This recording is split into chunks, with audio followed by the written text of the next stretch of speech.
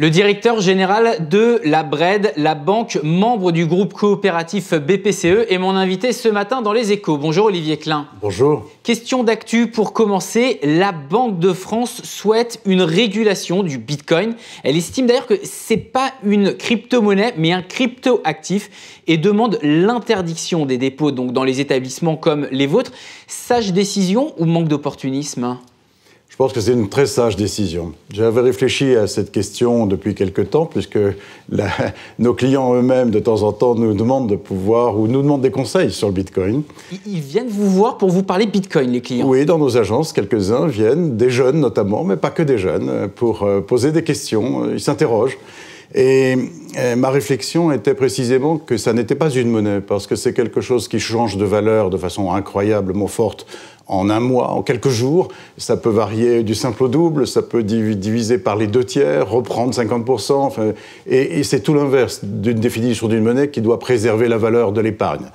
En revanche, c'est un actif spéculatif. Et nous, à la BRED, on déconseille, on n'interdit pas, ce n'est pas interdit, mais on déconseille à nos clients de jouer ou d'investir sur le Bitcoin ou toute autre crypto-monnaie, parce que nous pensons que c'est un actif spéculatif qui n'est fondé sur rien. C'est-à-dire, c'est pas fondé sur l'économie, c'est pas fondé sur des matières rares, des métaux précieux, etc.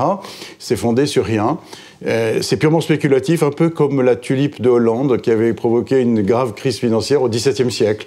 Il y a comme cela, de façon récurrente dans l'histoire de la spéculation monétaire, des objets qui deviennent tout d'un coup objets de spéculation, qui n'ont pas d'intérêt forcément en soi et qui montent et qui descendent très fortement, très rapidement. Vous disiez, ce n'est pas une monnaie parce que justement une monnaie doit préserver l'épargne et ne pas subir de forts ajustements comme ça.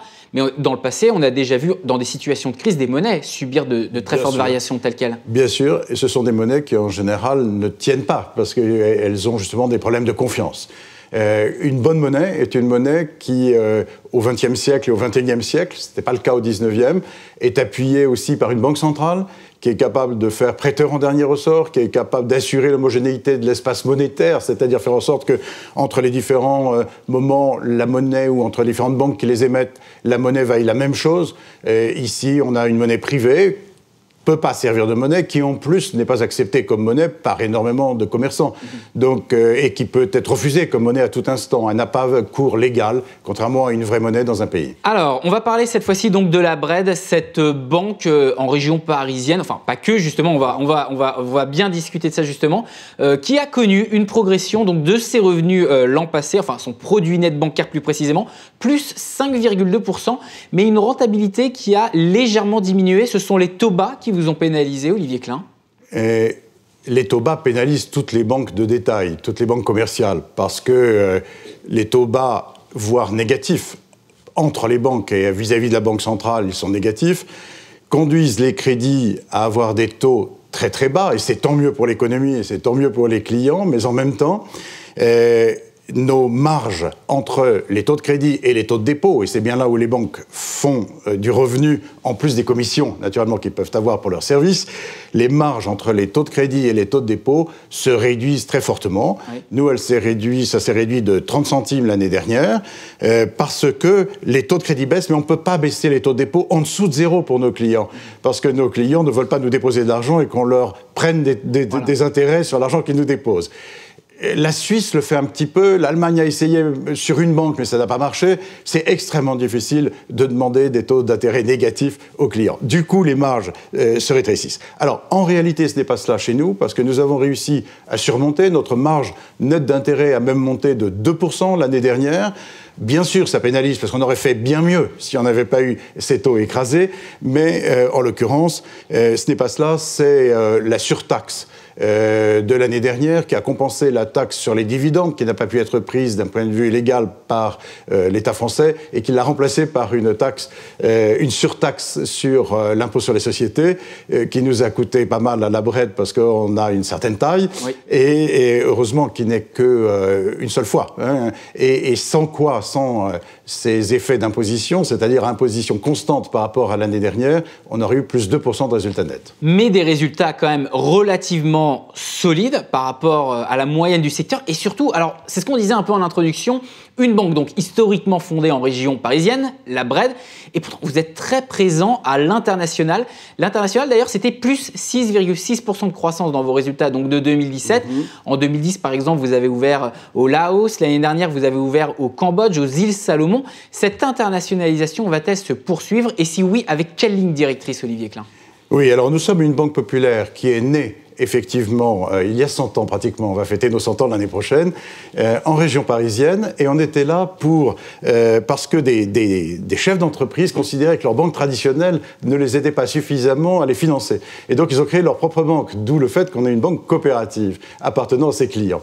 Et la banque s'est développée par la suite, depuis 20 ans, dans les DOM. On est une des premières banques des DOM. Non seulement nous sommes forts en région parisienne, mais dans les DOM, on est très présent. On est une banque de référence. À partir du moment où on s'est développé dans les DOM et on s'est aperçu qu'on pouvait faire de la banque même lointaine par rapport au siège, on a développé des banques à l'international.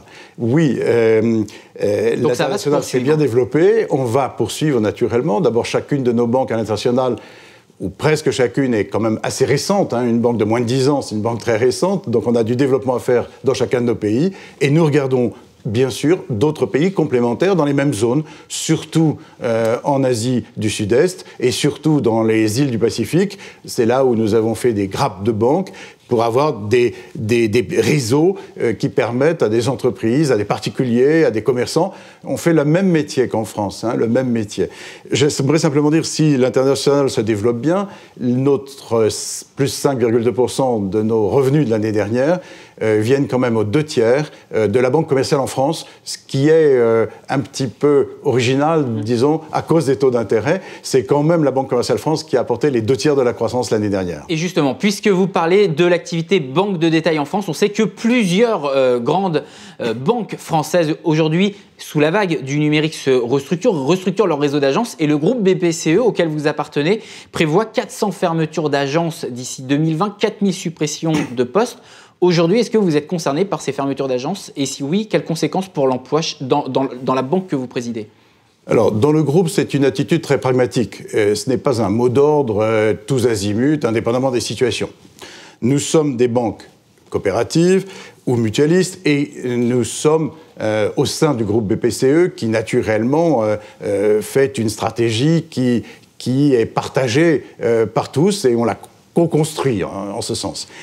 Il est une évidence que parce que nous sommes des banques régionales, en dehors de la BRED qui a en plus son activité internationale, comme on l'a cité tout à l'heure, chaque région a une façon différente de voir, a un historique différent. Il y a des banques qui ont énormément d'agences très concentrées.